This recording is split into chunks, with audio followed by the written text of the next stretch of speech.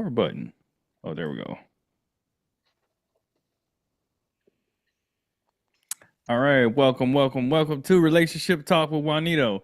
I am Coach Juan Robinson, and today I am joined with Big G. Big Big G, G, say what's up baby. to the people. Hey, what's happening, everybody?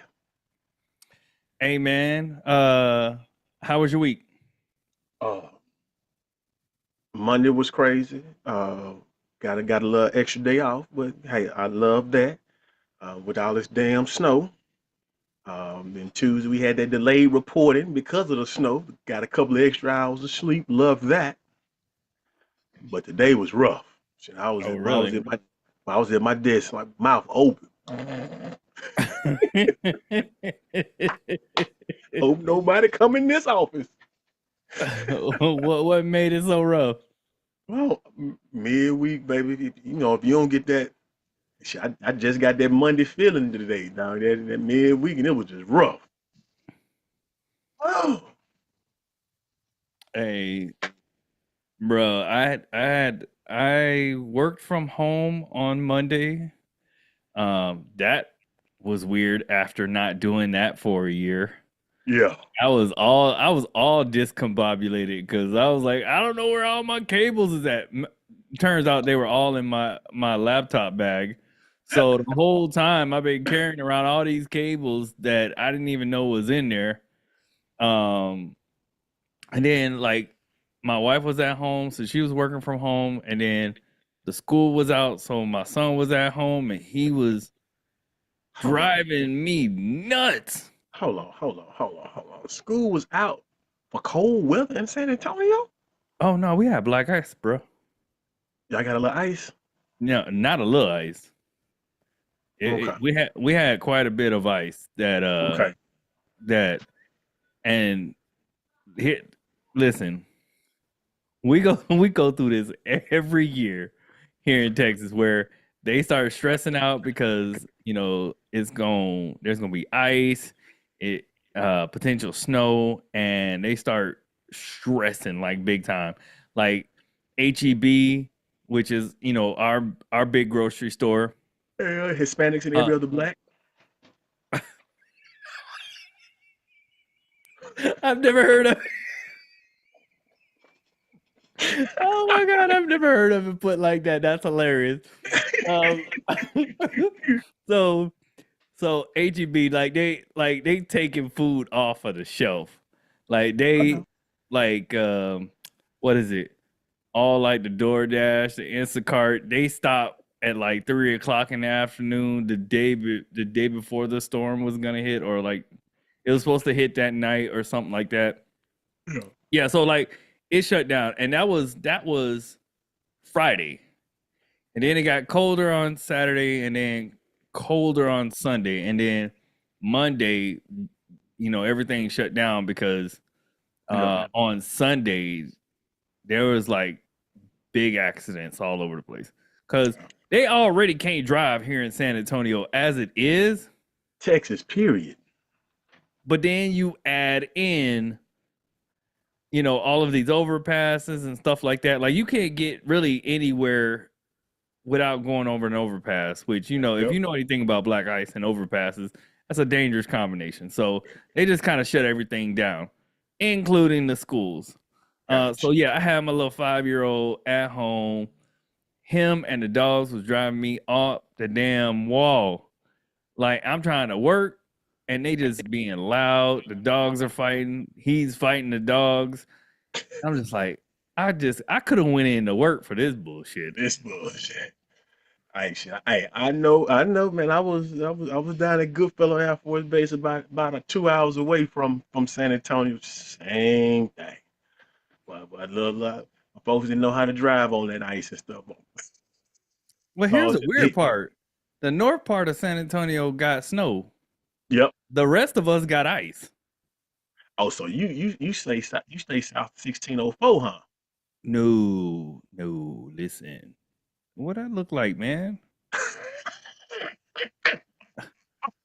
You been to San Antonio, right? Yeah, I used to I'm down on the all the I'm on time. I'm on the I'm on the west Oh, you're side. on West Side. West Okay. side, north of 90. North outside of of 90. 1604. Okay. Okay. I So know. you I know know that exactly where you at. those new areas about 10 They're minutes by the north hills, huh? of Blackland. They're by the hills, huh? I don't know nothing about no hills, You know about the hills? Okay. but you know where Alamo Ranch is? Yeah. Yeah, so out in that area. Yeah, I know them. Okay. So that's all new construction out there. All right. Yeah, but man, let's go ahead and jump right into this. Yes, So indeed. you sent me a video, and I had a chance to check it out. So I'm gonna play it, and then we're gonna talk a little bit about it, and that's kind of where we're gonna take our subject for the day. Gotcha. All right, so let me pull this up real fast.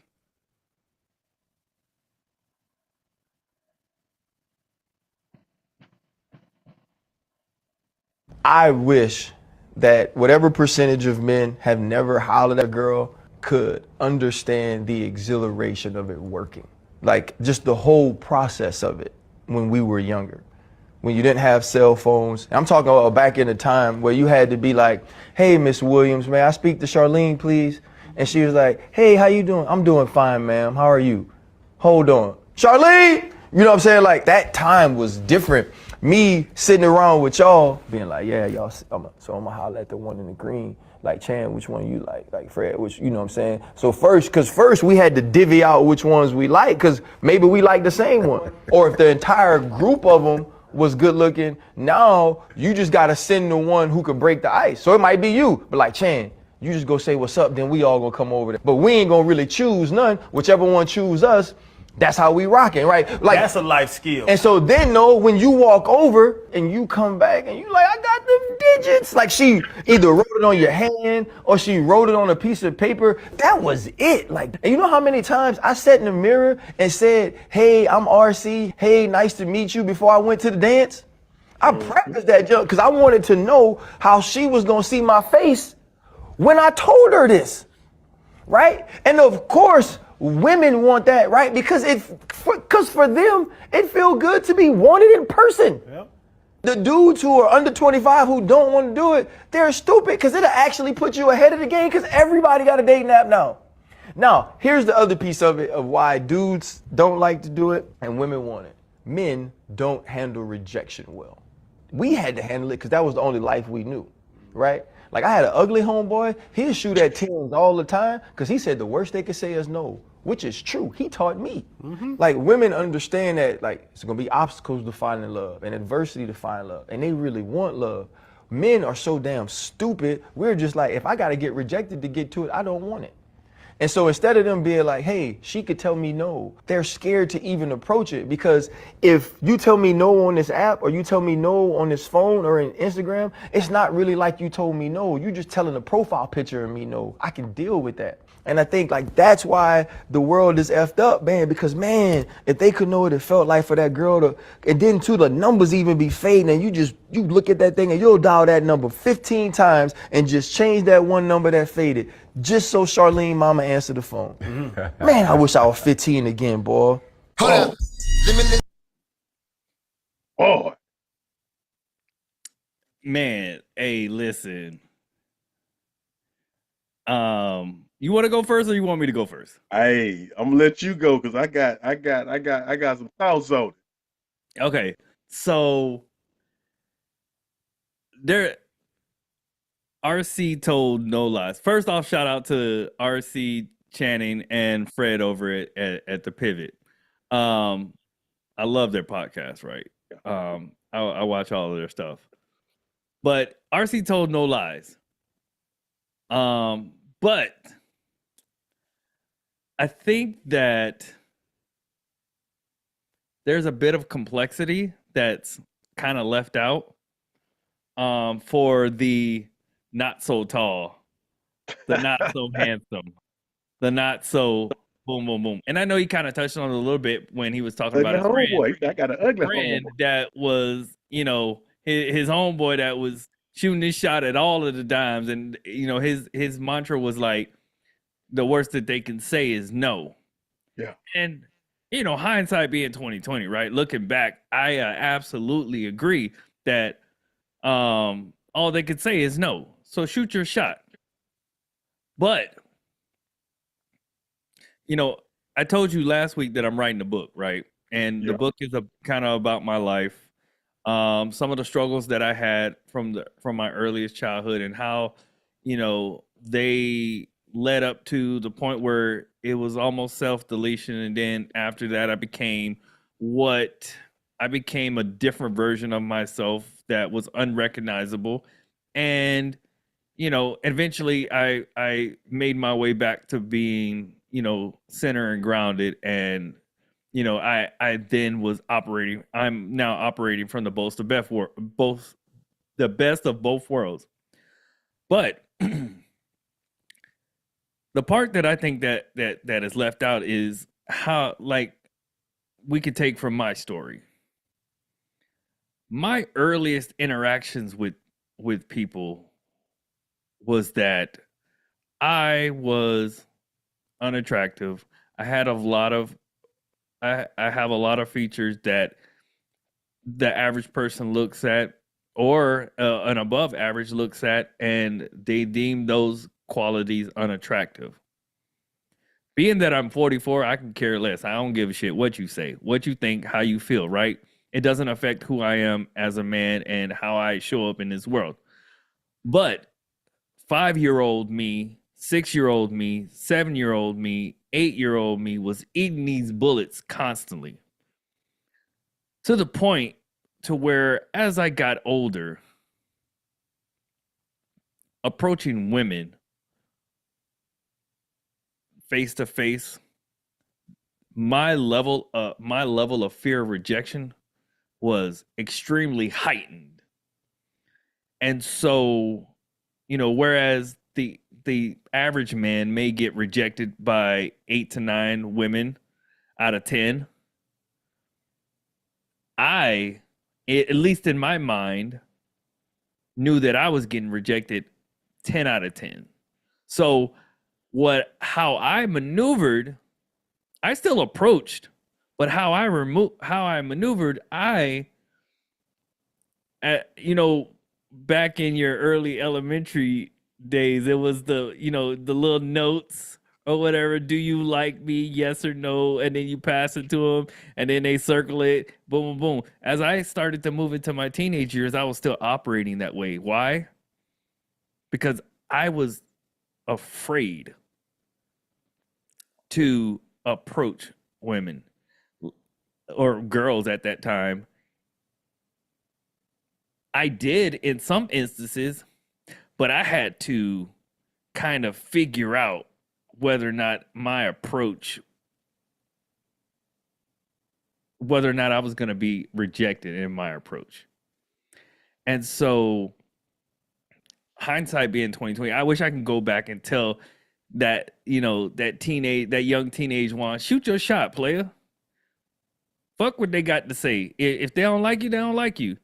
Be this, but that's given hindsight.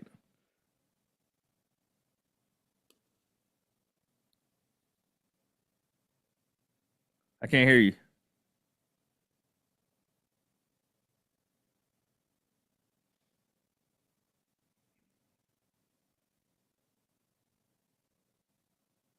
Nope, can't hear you.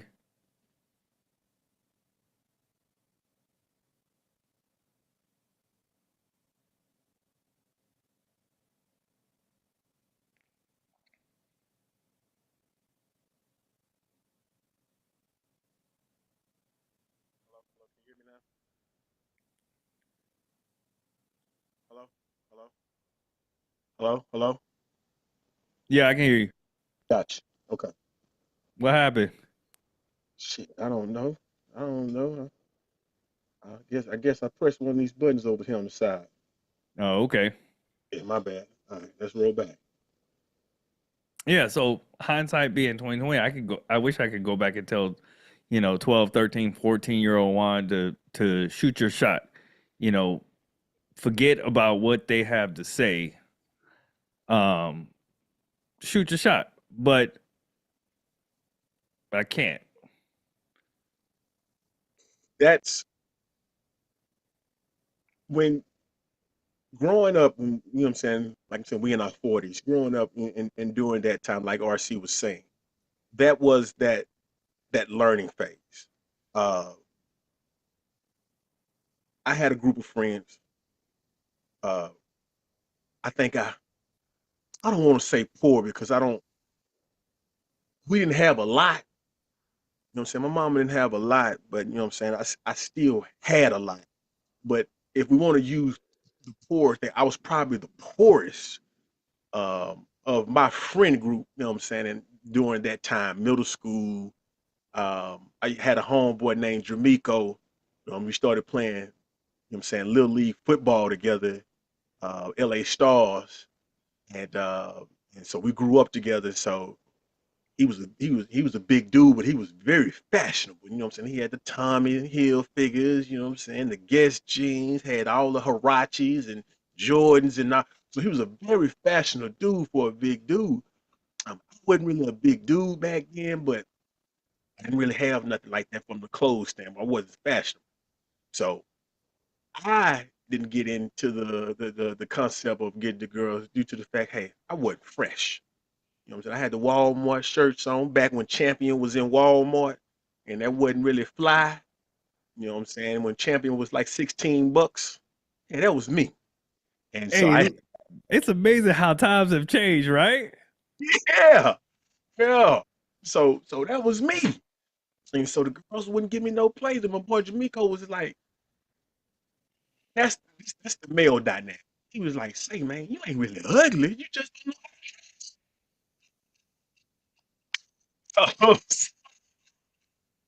oh, he was like, man, I'm gonna let you borrow my clothes, let you boom. So you know what I'm saying? So now I'm rocking shirts that's a little bit too big for me, but he's like, hey, when you do it, you get you some baggy jeans. You know, so my mama didn't let me sag, so I had to come out the house with, with my jeans pulled all up. And when I get out around that corner from the bus stop, I'm trying to pull them down because she bought my jeans to fit. So I had to make they wasn't buttoned in the front, so I had to make loop the belt around. He was like, "Hey, we got to get you. And let me borrow a couple of pair of J's." So he was like, he was almost like my style coach a little bit, but understanding how to maneuver with the women back then, you had to find a niche. You know what I'm saying? My niche was straight comedy. You know what I'm saying? I got these jokes. Girl wanted to sit up there and try to play your boy. Boy, I started jokes. And so then they'll be like, oh snap, I want to mess with him because he gonna find all the flaws.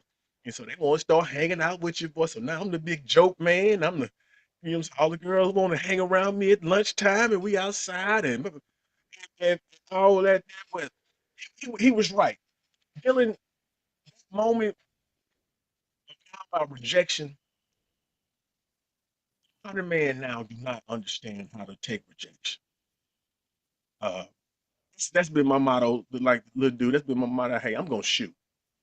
Tell me no, you tell me no. And what goes up must come down. So I'm gonna fire these rounds out. This girl right here, look at her friend. Hey, you don't want to go out? You don't want to go hang out? Oh, okay. You about you? I know you want to hang out. Look at them ass ankles. You know what I'm saying? So you know what I'm saying. So that's okay with being told no, fella. Nothing wrong with being told no. That's one of those things that's going to happen in life. Even some of the top guys, even though they probably don't get told no a lot, told no sometimes. Mm. You had to approach a girl. That's what I don't really like now. These, you know what I'm saying? These dating, because you know what I'm saying? This where you get catfish. Because now, from the women's side and the men's side, the women's side, these pictures are not who you are. You know what I'm saying? That's that filter. And I tell any woman, if the first after you take a picture, the first thing you do is run to a filter. You know yourself. You ain't really that girl. You know what I'm saying? The pretty girls, they snap, clap, post, and boom, keep it moving. If you got to run that filter, you change it. That's not you. And so these apps and everything, it gives out a false sense of confidence. From the men's side, like he said, if I you're saying no to a you're saying no to a profile picture. And I'm gonna say this and I'm going back to you. If you get on IG and you follow any woman that you think is a beautiful woman, just hit the comments. All these bottom feeders looking dudes, oh my baby, I love the way you look. I would love to take you out. And they just be comment after comment. Click on the picture. No, she ain't saying. But on that thread, it don't really matter because they feel like who in actuality on here gonna really click on this picture to see how I really look. Or I don't post a picture. I just put a picture of my dog up there. So I can say whatever I want to say. Because I'm not gonna get rejected. She probably not even gonna say it. I'm gonna slide in the DMs and do everything. She don't say nothing to me, it's not a rejection. You know that. You know, it's funny because um so when I got on the dating apps, you know, after my initial divorce, or not initial divorce, after my divorce from my ex-wife, I got on the dating apps, and you know, that was when catfishing was like, oh, it was at its highest, right? Where it was making all the news, and they had like the show Catfish and Yeah, all of that stuff, right? I made sure that I put pictures where you could see who I was, yeah. you could see how I looked, and I was upfront and honest in my description, right? Like, I'm short, like I do this, I do that. If you with it, you with it. If you not, you not. And come to find out, there was women that were with it. Now, I will say that a good portion of them were.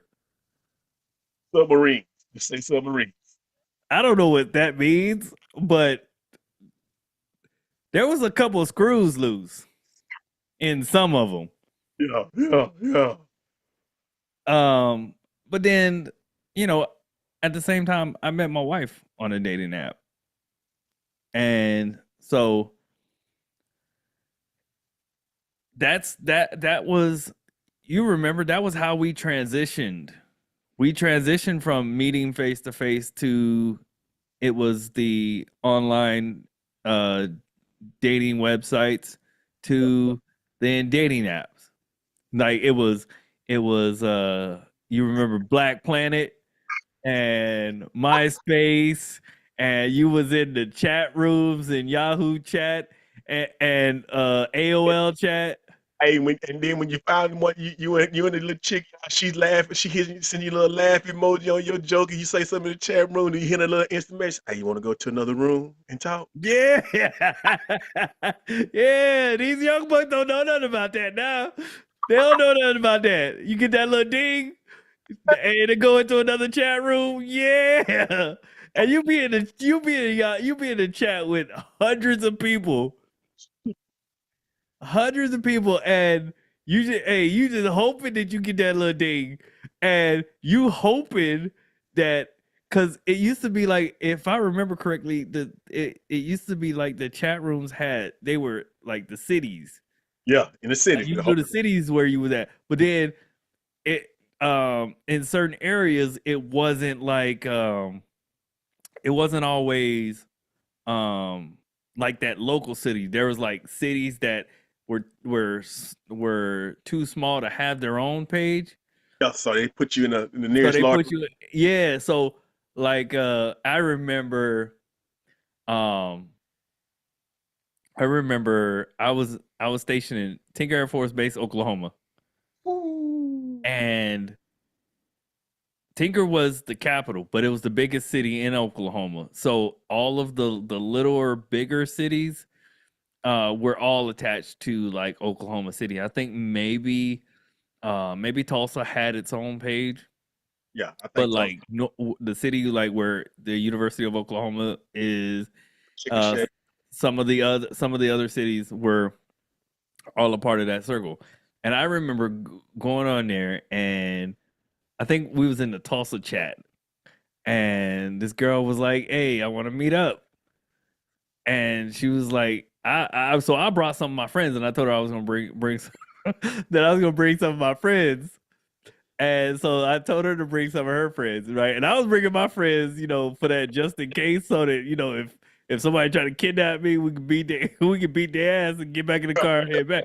So we get there, and how do I put this nicely? I'm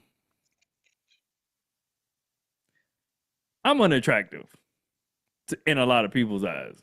Yeah. She was unattractive in most people's eyes. And I was like, bro, we just drove 2 hours But this. to come up here for this shit. But, Hey, I've been there with you, Juan, baby. I've been there. I've been there with you. I've done them dummy missions, but you be like,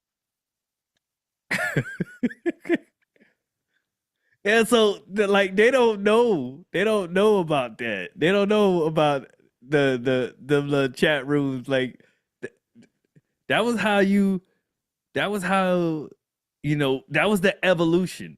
yeah, Right? That was the beginning of the evolution to where we are now. And so there was still that element of having to go out and meet those individuals, because although our initial contact was in a chat room, a live chat room, you only had a short period of time to make a move. yeah. And within that short period of time, you had to have some sort of game in order to get to the face to face.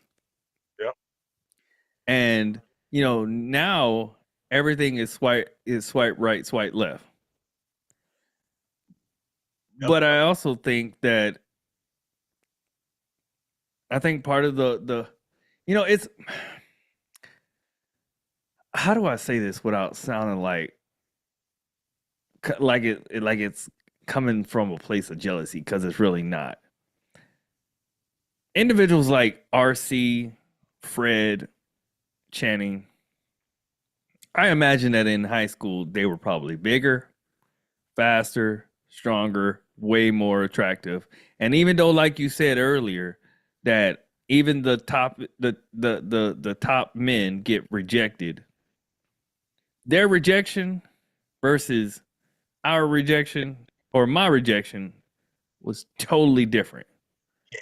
See, their rejection maybe came with, not interested. Nope. Mine came with insults attached to them.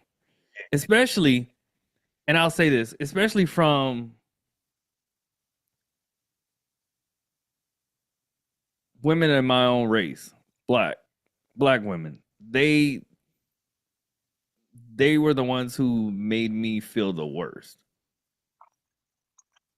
I can't hear you. They made me feel the worst. And to be honest with you, it affected the way how I saw them growing up. Yep. And it took years for me to come back to wanting to entertain being with a black woman. I had to mature. I had to realize that it wasn't all of them.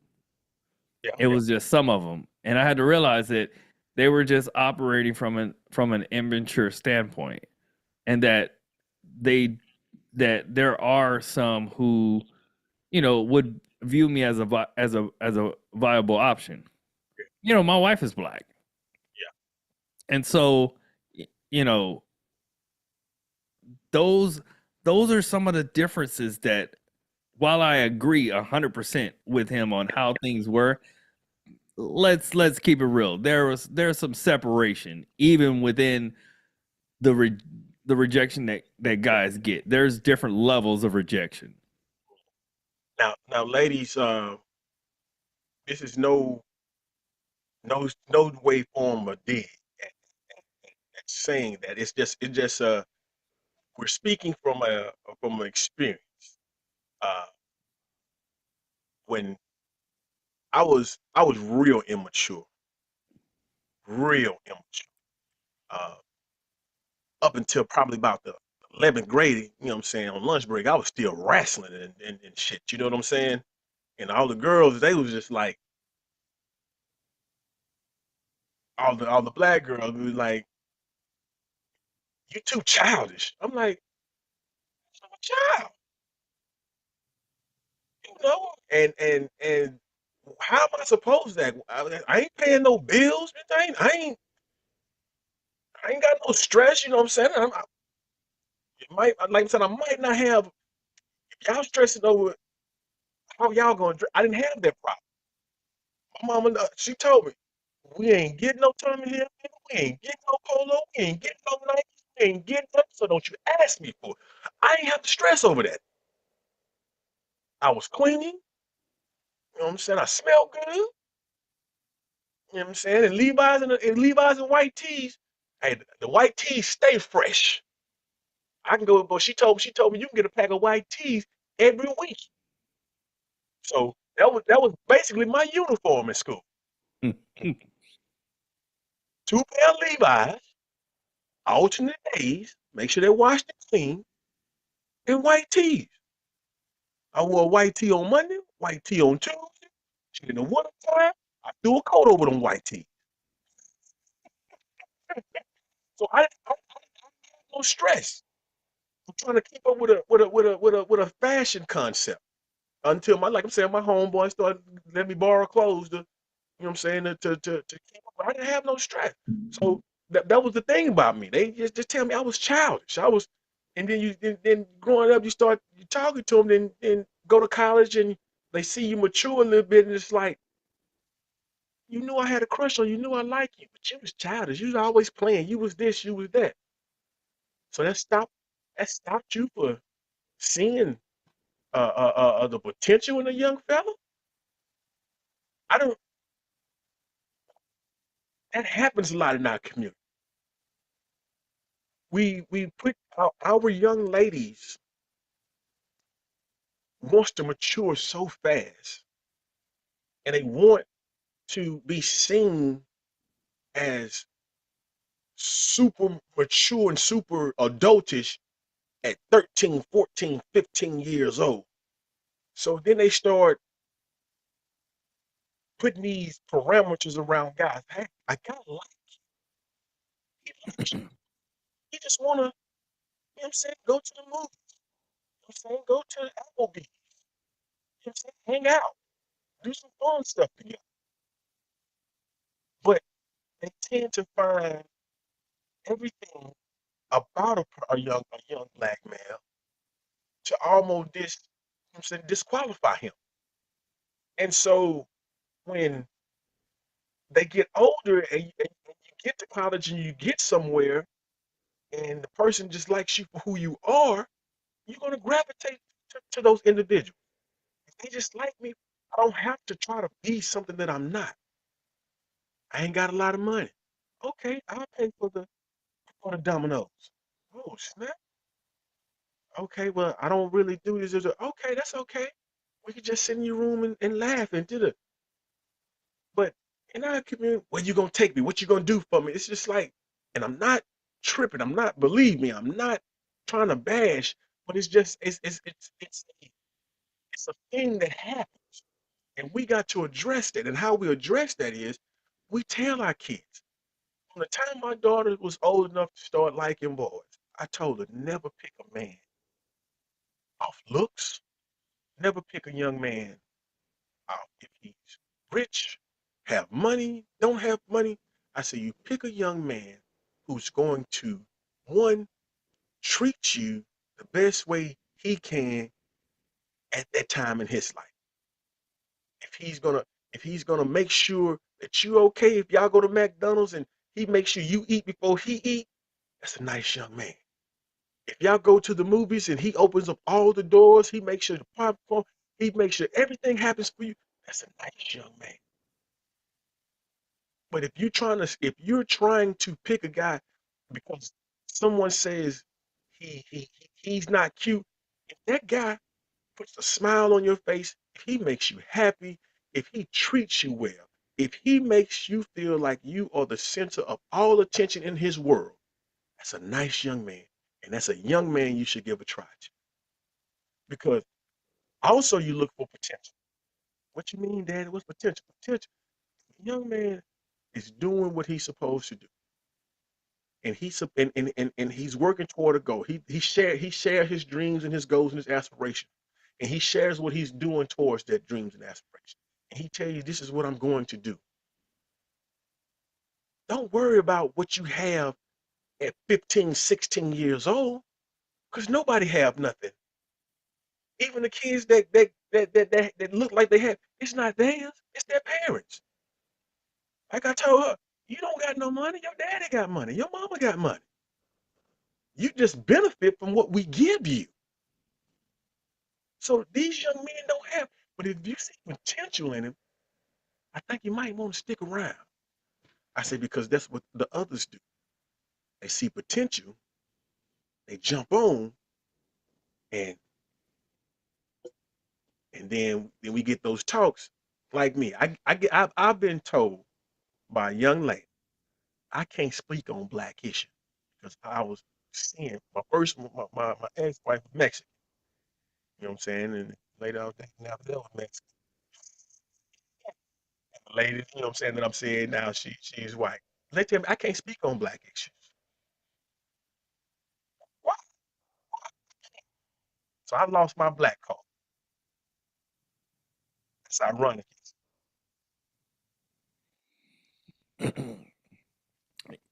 You know, I think that's you hit a point, right? And I want I want to reaffirm that point, but then I kind of want to go back to the rejection piece. So you hit a point where you said that they that people outside of our race are or women outside of our race tend to see potential and they lock on to it. Um and they see someone who is actively moving in the direction of that potential that they have, whether they know it, and I mean when I say know it or they know it, I'm talking about the man himself, whether he knows it that he's actively moving towards it, um, or he knows and he's doing the steps that it takes to for in order for him to get to that level. And this is a conversation that comes up. This is a conversation I've had with my mom and aunt. I've had the conversation with my wife and one of her friends. You know, it's a question that comes up quite often. Obviously, because I deal in a relationship space, and I think part of that issue stems from other races are groomed to be married. They're they're groomed essentially from the time that they're born to be married. So they go into college, they come out of high school, go into college, go out into society actively looking for a potential husband. And so when they find someone who has that potential or is operating from that standpoint, they lock onto them. And you know, the other side of that is that our black women aren't necessarily trained in that way. It's more of a take care of yourself, and if you find somebody you do, just make sure that he meets XYZ, right? Yep. But aren't necessarily trained on how to identify that if they're taught those qualities, or the qualities that they're looking for are not conducive to, or could potentially not be conducive to a long-term relationship. But with that being said, let me go. I wanted to touch on this topic before I forget. We were talking about how now in today's society, it's all swipe right, swipe left. And I know that they were talking about how the younger generation now doesn't know what it feels like to really have that face-to-face interaction and have to deal with that sort of rejection, because if she don't swipe left, you don't care. Because 9 out of 10 times, if you're anything like me, I was swiping right on everybody, and then trying to figure out, when I get a match, who I would realistically match with, right? Or who I would want to entertain. So, But not saying that was the right way, but it was how I did it, and a lot of guys do that. but that's men. That's a dynamic of men. We want to meet somebody, so we're gonna swipe right because we want the potential to have something with somebody. Women are looking to swipe left. No, no, no, no. Maybe. No, no, no, no, no. And it's like why? If you're trying to actually meet someone, you can't go in to meet someone looking to disqualify. And that's Um, women. That to me, and it's just my feelings. Most women go into a lot of situations looking to disqualify instead of looking to qualify. Because if they look to qualify, they will have a better chance. The numbers will be more greater in their favor of successful relationships than it is non-successful relationships. so I agree 100%, right? Men do go into dating and seeking dating looking to qualify. Um, and women do typically go into dating looking to disqualify. The issue is their reasoning for disqualifying. They lock onto the most insignificant things that don't have any determination as to whether or not that person is going to be a good partner or not. A lot of the things that they'll look to disqualify you for is really kind of stupid in some cases. Like, if your shoes are dirty, okay, your shoes are dirty too, right? Yeah, I may have on a pair of shoes that aren't the cleanest, but maybe I like those shoes. Maybe they're functional. Maybe that, they don't make my feet hurt. Maybe I'm on my way to work, or I'm on my way home from work, and they got dirty. Maybe you don't know that I got 40 other pairs of shoes at home, but you assess me up and down in that moment, and you caught me with some dirty kicks on it, so you're like, nope, you dusty. That's a stupid reason to disqualify somebody, right? But it's also a biological thing, right? That they're hardwired to look for the best candidate, the most qualified candidate, right? I just think that the qualities that they're looking for, and they don't necessarily make a good partner. It doesn't determine whether or not that person is going to be a good partner. 9 out of 10 times, the things that they're looking for aren't tied to their character, their morals, their values, because those are things that you learn as you invest time into that individual. Mhm. And But so, go ahead. it's ironic. that they they don't control the access to relationship, but they can disqualify a man. And you know what I mean by that? Because men control the access to relationship, and I think you would agree that women control the access to, you know what I'm saying, a sexual relationship. But the foundation of a relationship, if you want to get married, a man has to ask you. If you want to get in a serious relationship, a man has to say, okay, we're not gonna mess around no more. We're gonna go platonically. They always ask, well, what are we? Giving it to the man. So men control access to relationship. But that's funny. If a man controls the access to relationship, why do they get to disqualify?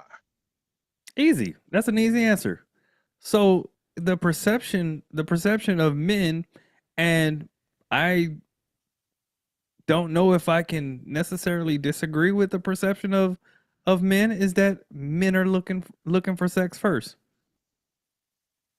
So if you are the one in control of sex, and that you know that that or at least in your mind you think that most men are out for sex only, and that they don't really want a long-term relationship, because that's the kind of information you've been fed, right, by either your parents or by society or by your own experiences,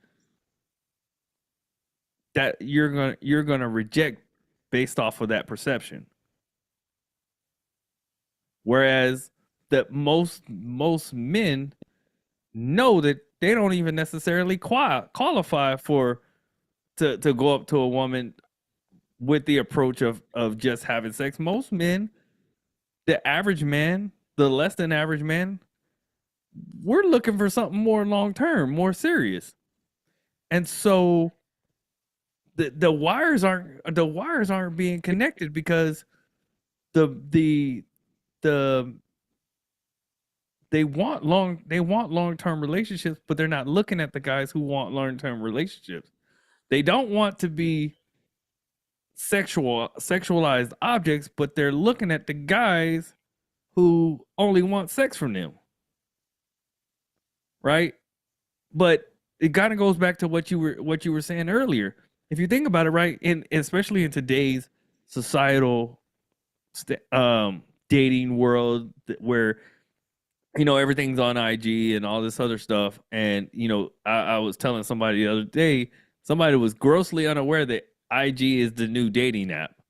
Yes. Um,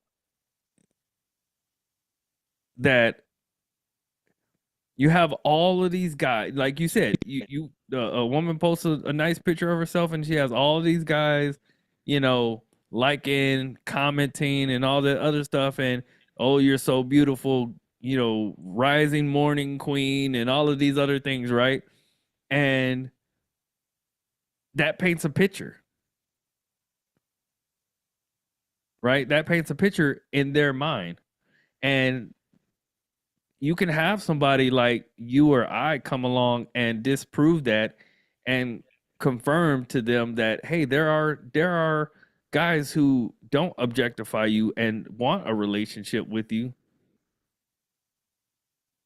but they're not going to be this upper echelon of men that has access to all women, and that they may or may not be using you as a sexual object. It's it's yeah, It's a it's tricky dance, right? very tricky, very tricky, very tricky. How do you maneuver through that? Because it's a man, good man, average man.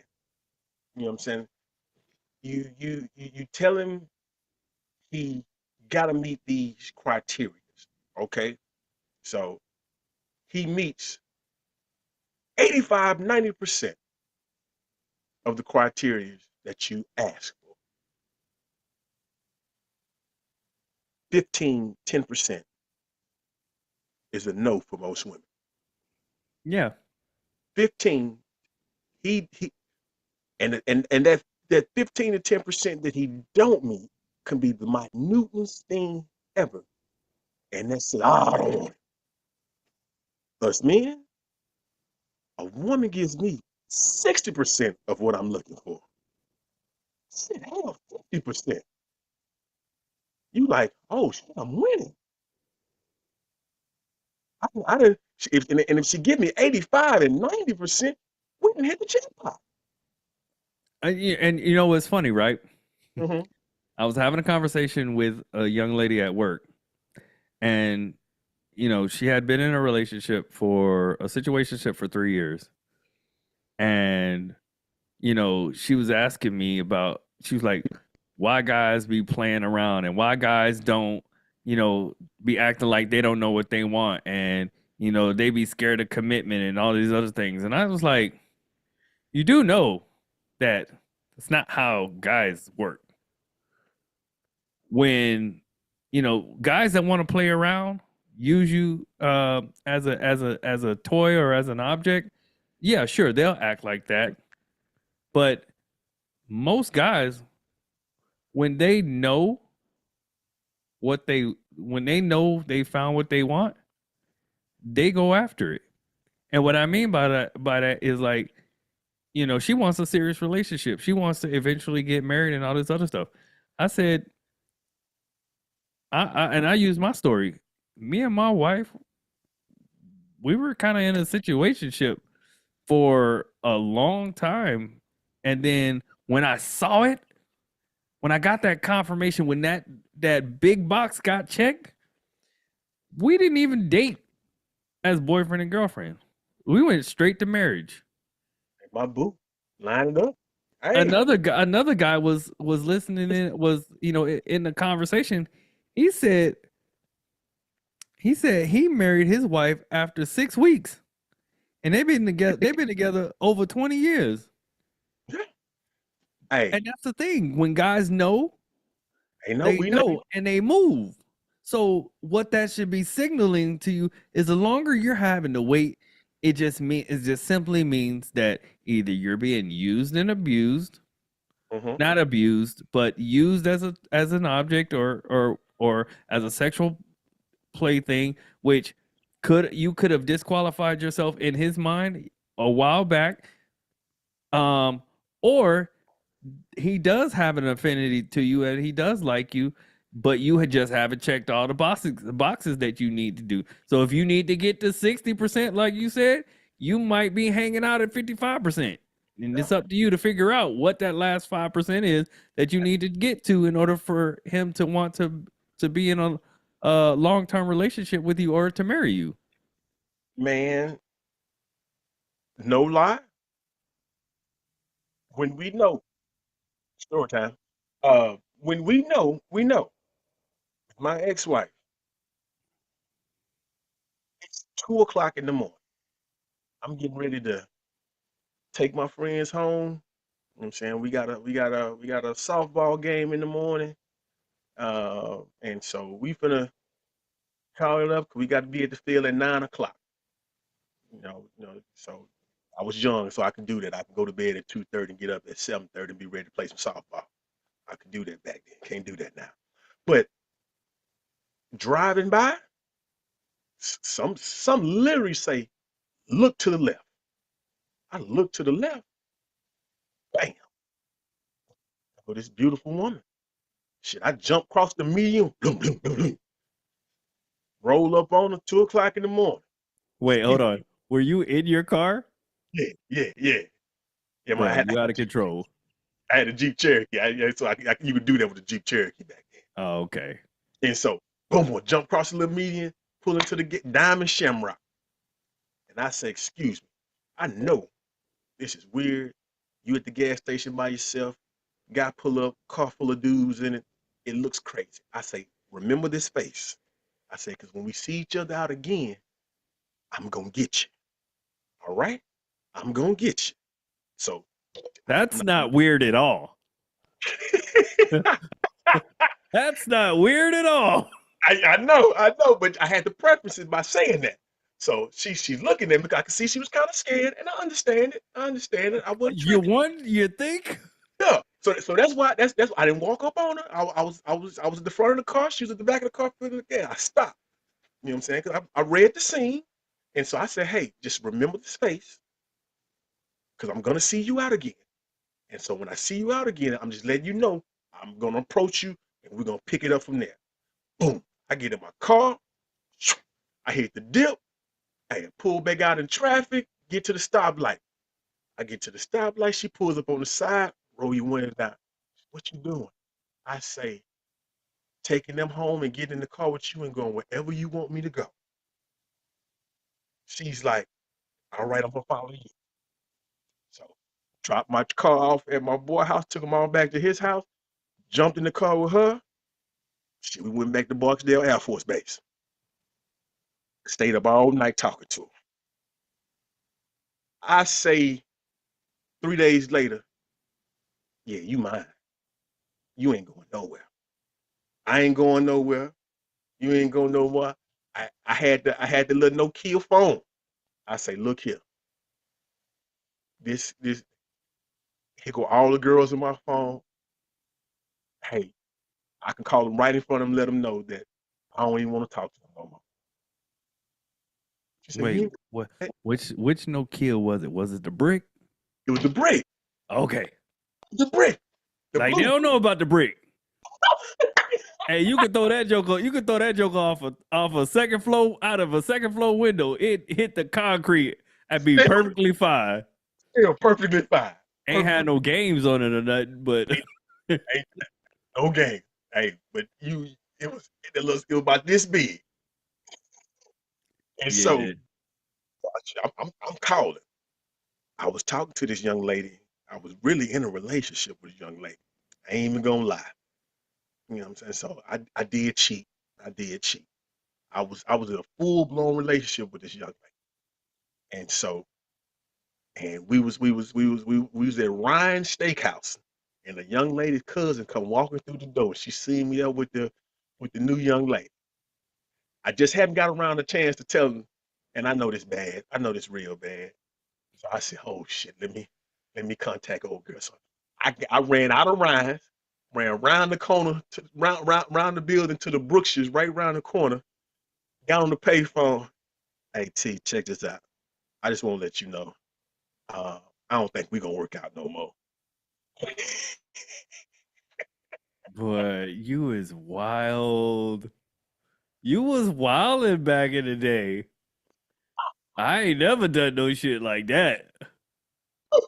Yeah, yeah. She's on the phone. "What you talking about?" I'm like, "Yeah, I'm just letting you know, it ain't gonna work out. I done found my, I done found my one." And she's on the phone and she's yelling and cussing and calling me all kind of mothers. And I'm like, "Yeah, okay. Yep, you're right. I am. I'm sorry." I say, "But I'm just letting you know." I got the phone, ran right back. Girl was like, "What are you doing?" I said, "Hey, I told you I'm gonna be straight up with you." I say, "I had a girlfriend. That was her cousin. And I just had to go break up with her real quick." She said, "You broke up with her over the phone?" I said, "Yeah." I said, "I told you the first night, whatever you wanted me to do, I'm." Now, it was like 4 days later. I said, "Whatever you want me to do." I just, I said, I ain't gonna lie to you. She wasn't even on my mind after I met you. So I haven't seen her. I haven't talked to her in 4 days because I've been with you.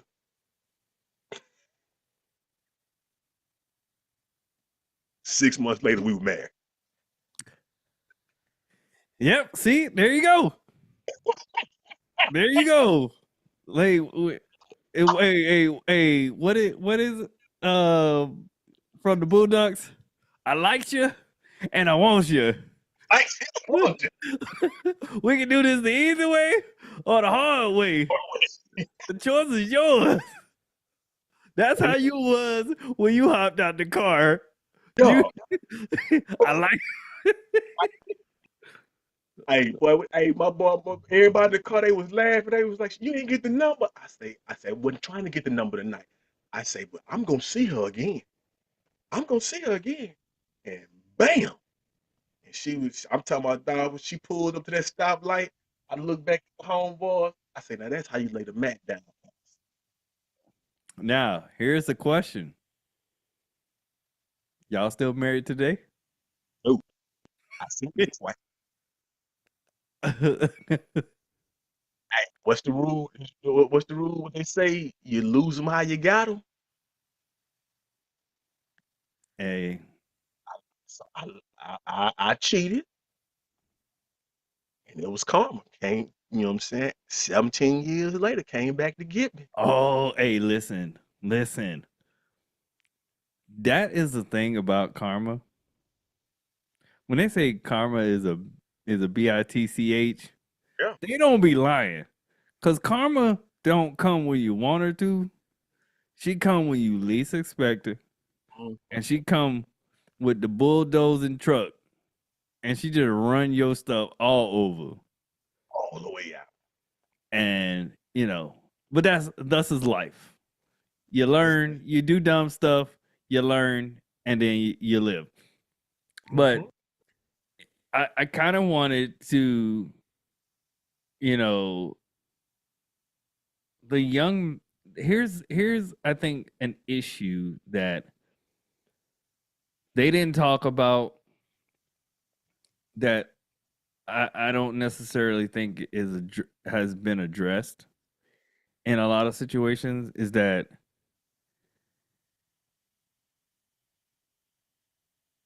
there is a certain danger that comes with approaching women nowadays. And you know, men are men still have a fear of rejection, but it's not just a fear of rejection. There's other fears that now have been attached to it. You know, there's a fear of obviously like being clowned, like by those same women who for whatever reason just can't say no, I'm sorry, not interested. They have to throw in insults and all the other stuff. But then there's also a segment of women that can be deeply offended by the fact that you would even think to approach them. And instead of taking it as a an honor, they take offense to it, and then you can find yourself having allegations thrown at you, especially if maybe you want to stop her and she's walking, and you tap her on her shoulder, and if she finds you attractive, she could freak out, and you could be labeled a stalker or whatever. It could go it could go to a wide variety of different ways, whereas back in the day it was just a simple, it was, for some guys it was, no, I'm sorry, I'm not interested, or to no, or to ill, to or to or to, boy, get the hell out of my face. Or let's see, one of them was, boy, ain't nobody trying to dance with your ugly ass. I was just gonna say the top number one. These young fellas would never understand. You in the party at a club or whatever, and she's slow whining. You creep up up from behind. You put your hands on that waist, and she turn around and give you that look. Boy, Hey, hold on, wait. Hey, this is how well you can get rejected. How you can think you in there like swimwear, like you slide. If you thinking you sliding in the home base, but you not even on the same playing field. oh, I tell you a story. I was going into my senior year of high school. I had just moved from one location in Germany to a new location, because my mom and her husband at the time had left, they were leaving Germany. So it was the end of their tour, and it just so happened that my dad and his wife was coming to Germany, right? Cuz my mom's ex-husband was in the army, and my dad was in the army. So they were coming to Germany, and it was like 45 minutes away from where I was located. So and in order for me to graduate high school on time, I needed to stay in the DoD system. because the graduation requirements back in the U.S. was different, right? And if I would have came back to the U.S., I would have had to do either summer school or like an extra year or some shit like that. So I go over to this new town, right? You know about K Town, right? Kaiser Slide.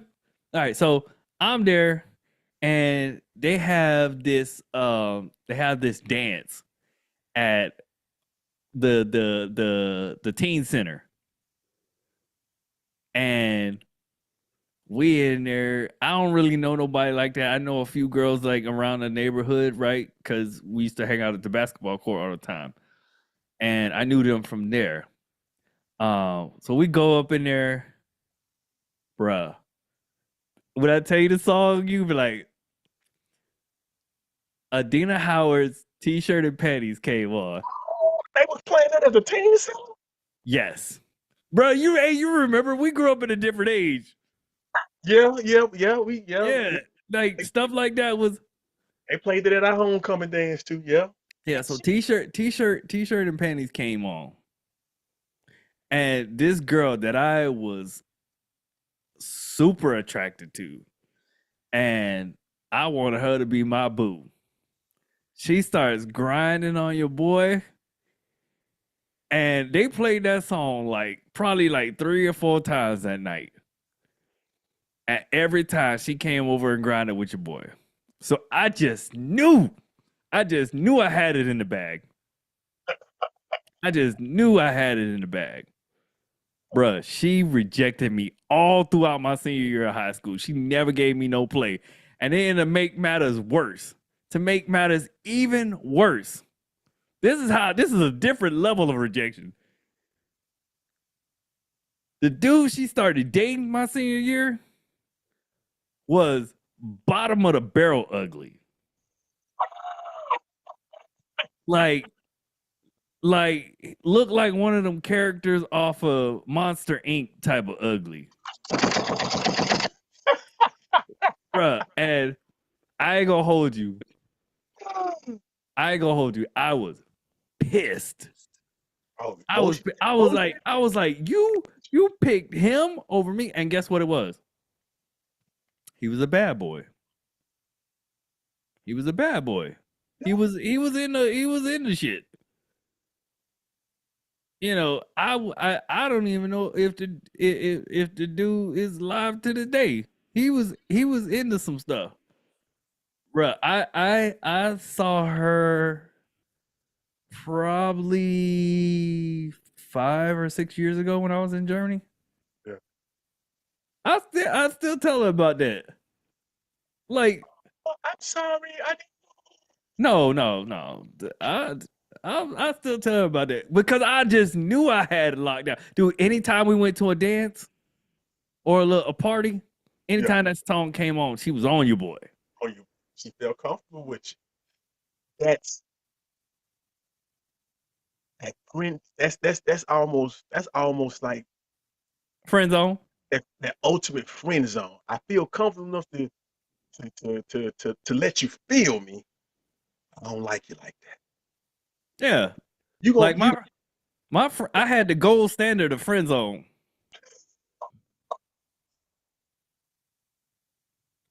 There's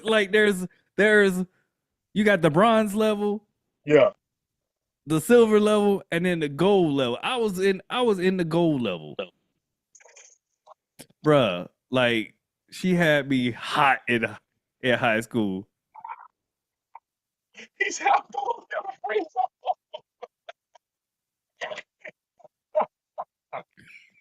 Gold level friend zone. Damn. Hey, I feel. See, when I know that I'm about to get the friend zone, no, baby, you finna get these jokes. Okay, this how I joke with my friends. You finna get these jokes. So I make sure you don't want to put me in the friend zone. You an asshole, Big G. Yes. Don't put me in the friend zone. I ain't trying to be your friend. These thoughts in my head, it's not friendly thoughts. These are not what I'm trying to. These are not friendly thoughts. These are real boyfriendish thoughts that I'm trying to have with you in my head. So I can't be a friend. You know, it's funny because after I nearly self-deleted in 2004, I turned into an asshole. Yeah, And I talk about that in my book, right? I turned into an asshole, and ironically, it made me more attractive. it does. It does. It's kind of weird and it's kind of stupid, but it made me more attractive.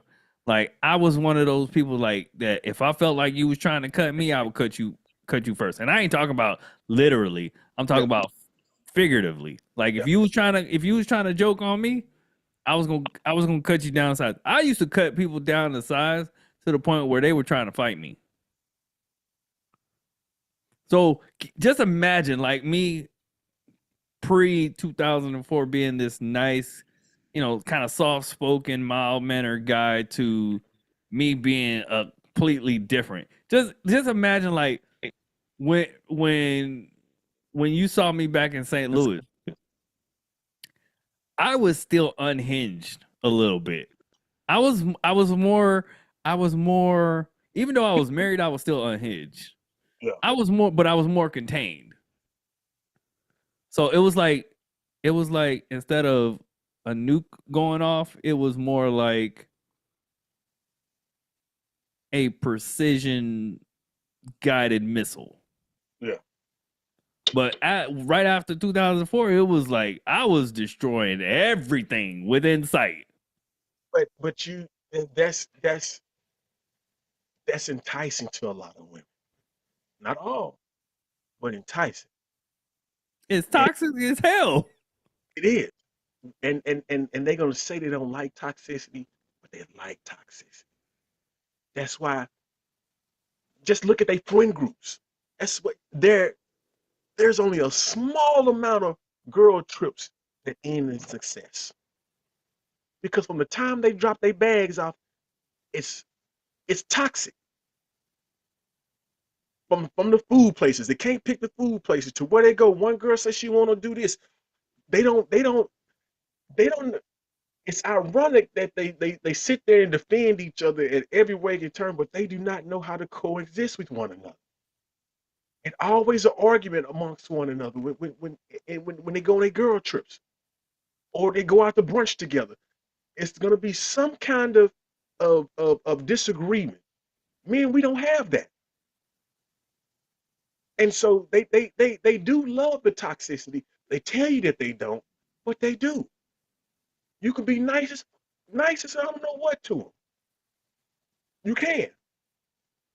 And it's like, they pass you by. But soon as you become an asshole and a prick to them, and you give them the prime example.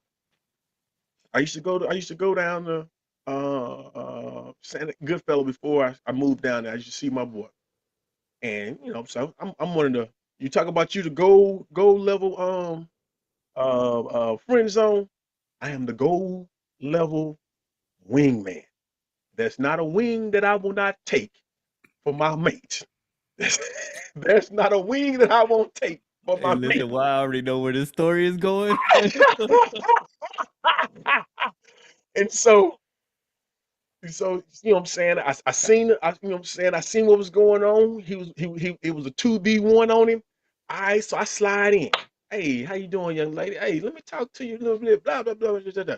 So I'm getting the attitude. I'm like, well, man, I'm just trying to, you know what I'm saying? Just put a smile on your face, make you laugh a little bit, and just get nothing but pure attitude. Okay, I get it. Got it. So then she just kept going. I'm like, I'm gonna break out of this one here, and she just kept trying to because her little friends was talking to her, but she didn't understand that she was messing. You know what I'm saying with a baby.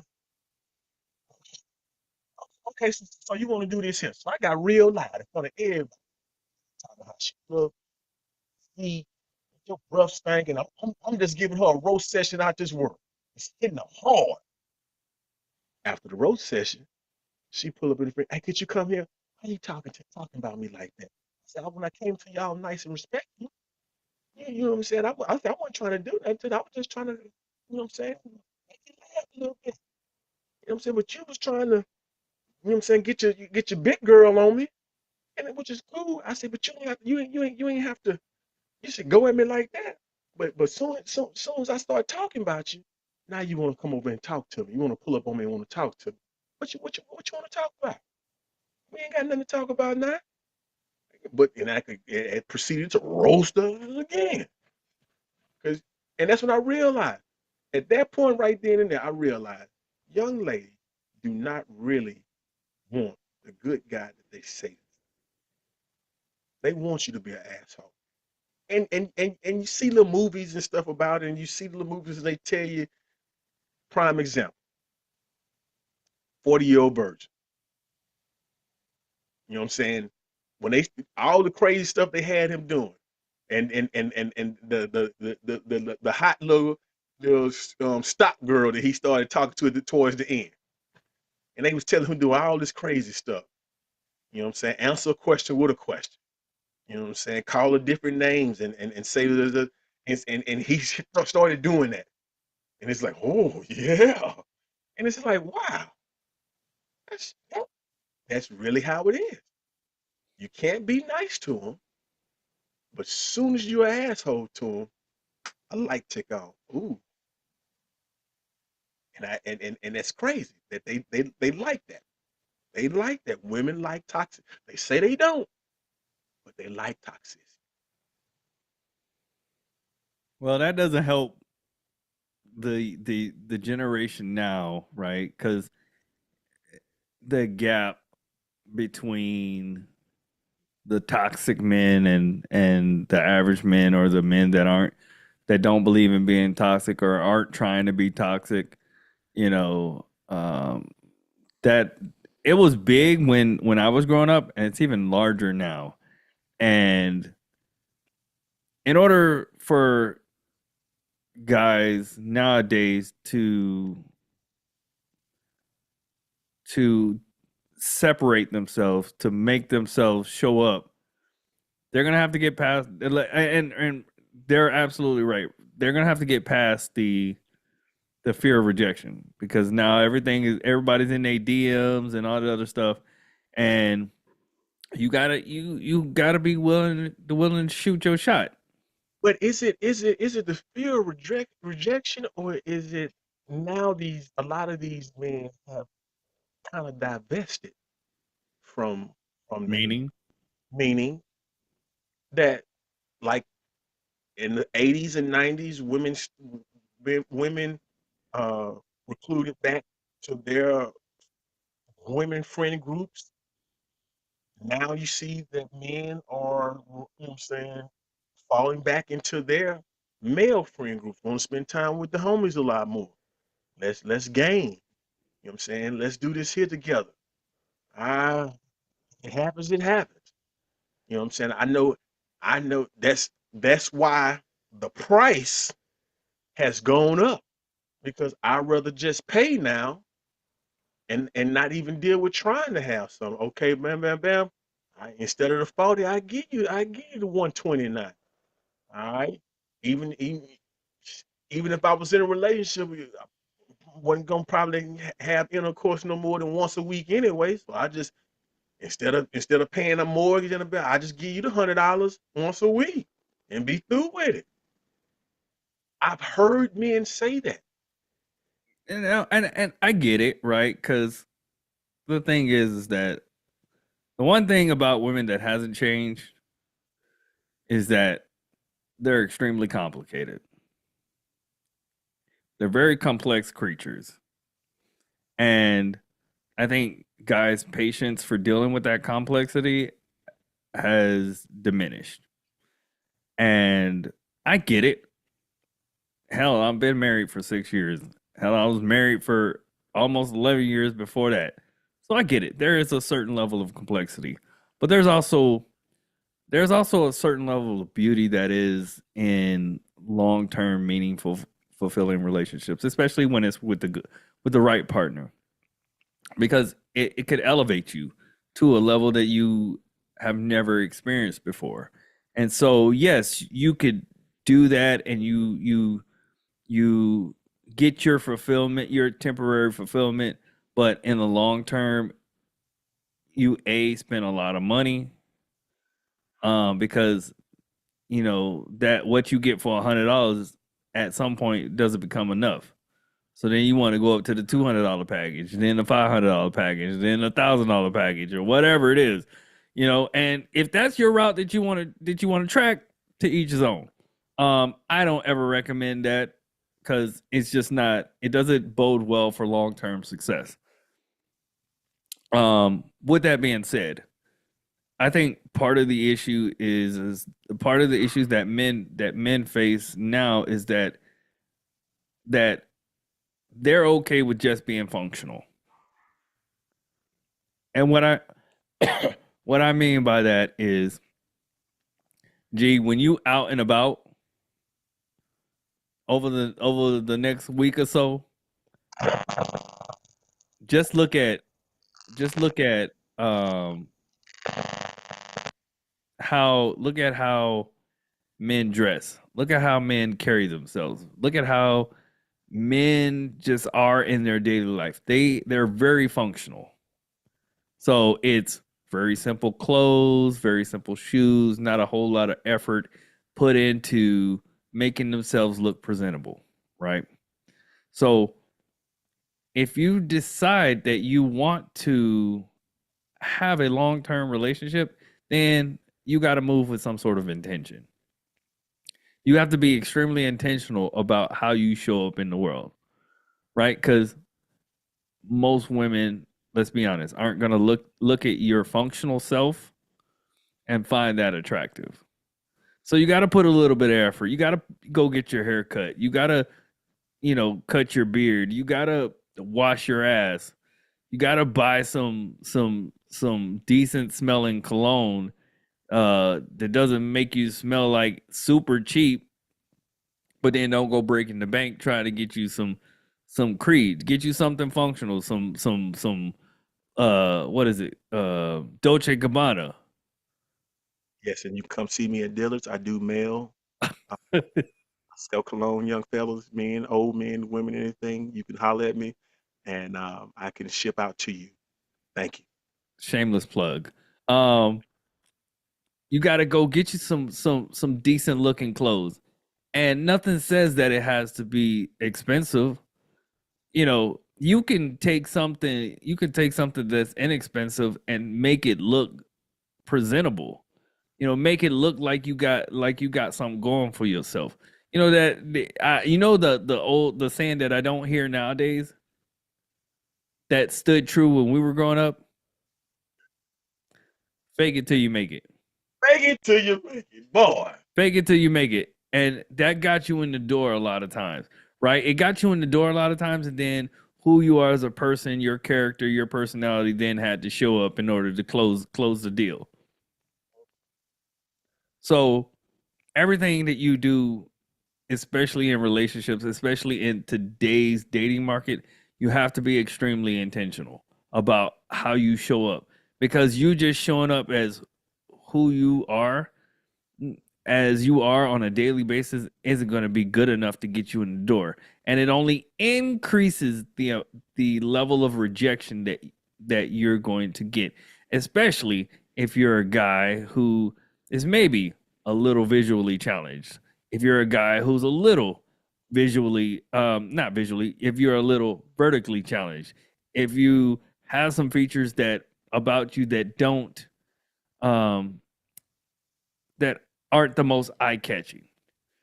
All you need is for that door to get cracked open just slightly, and then you kick it open with your personality, with your character, as you say, making them laugh. You know, that's when you can allow who you are as a person really to show up. And then if you have features that aren't probably the most presentable, you can win them over that way. Yep. Now, it was one thing that you said in that soliloquy that I just it kills me to this day that we have to discuss. It's crazy that we have to mention washing your ass. Oh, and that goes both ways because you know what I'm saying one of my other jobs is I'm a referee, and you know what I'm saying I be around these little young girls, basketball players, and around these little girls don't be washing their ass nowadays. They be smelling just as foul as the boys. So it's like, dude, you literally have to put that out. I've literally seen people say that on Pop the Balloon. Got to have good hygiene. We have to have. That's a discussion we got to have nowadays. Washing our It ass. is. It is. It is. That's a topic that I ain't gonna go into because I got stories, and those stories might get me into trouble. So I'm gonna leave that topic alone. But you're absolutely right. If that has to be, and let's preface it like this, right? Sometimes hygiene could mean, other than washing your ass and brushing your teeth, making sure your clothes are clean and stuff like that, and that, you don't look raggedy. Um, but yes, there, it seems to be an even more growing thing that people aren't necessarily Washing their. washing their ass. I guess there's no other way I could put it. I tried to figure out a nice way to put it. Um, they aren't using soap till its full potential. Okay. Oh, um, yeah, I believe. I think that's a good stopping point. stop before it. I think that's a good stopping point. Because I feel like we could go down a whole tangent on that. Yeah, that'll be another topic for another day. But all right, Big G, let them know where they can find you. Find me, you know what I'm saying, on Instagram, Wise and Smart 22, coming to YouTube pretty soon. The Potty Meat Podcast. You can find me on there real soon. Once we get that up and running, I'm gonna probably next weekend do a trial run for the Potty Meat Podcast as my inaugural episode. I don't know if I'm gonna upload it, but I'm gonna do a trial run and see how that one goes. And then from that point on, you know what I'm saying, Wise and Smart 22 on IG. Uh, on IG coming soon too, the Potty Meat Podcast, and on YouTube, the Potty Meat Podcast. That's where you're gonna be able to find it. All right, and for those who are looking to reach out to me, my information is down in the description. You can reach out to me on Instagram, Facebook. You can find our videos and clips on TikTok and on all over YouTube. So make sure that you like, comment, subscribe, Share. share, and make sure that you hit that bell so that you can pin those notifications. Yes, indeed. All right, and shout out to all of our subscribers. Shout out to everybody who gets down in the comments and puts your thoughts and your feelings about the discussions that we have. I do respond to all of those comments.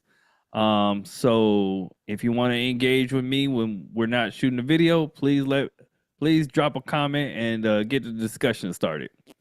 Yes, indeed. All right, Big G, you got anything else? Hey, Wednesdayism. Didn't drop one today because I was asleep at my desk. But it's coming first thing in the morning. Wednesday on Thursday. It's always my backup. Um, and just want to say thank you to you, my friend, for inviting me into this space, giving me a little encouragement to join you, also giving me a little push to branch out on my own. Thank you so much, and I appreciate you for that. Hey man, anytime. Hey, boys gotta stick together. Hey, we sure do. Well, all right, everybody. Thank you guys for watching if you made it to this point. And always remember, to lead with purpose. I'm sorry. Align your life, lead with purpose, and always put God first. This And is Coach Juan so Robinson. That's Big G signing off. Y'all have a good night. have a good one, baby. Boy, I ain't gonna never forget that. My boy